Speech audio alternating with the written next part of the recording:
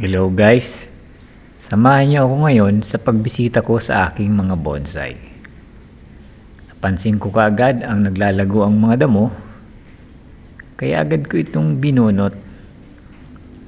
At nang malinisan, ang palibot ang aking mga naggagandahang bonsai. Kailangan mo itong bisitahin araw-araw para makita kung ano ba ang problema ng mga bonsai. Minsan kasi, kinakain ng mga uod ang mga dahon nito.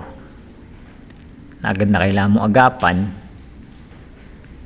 at kailangan isprayin ng lason ang mga dahon ng bonsai. Dahil kung hindi mo ito gagawin, maaaring pumangit ang itsura ng iyong mga nagagandahang bonsai.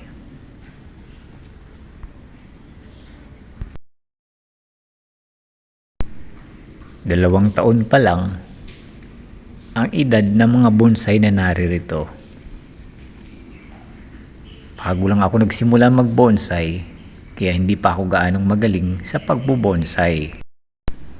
Maraming salamat sa panonood. Kita-kita tayo sa susunod ko pang mga video.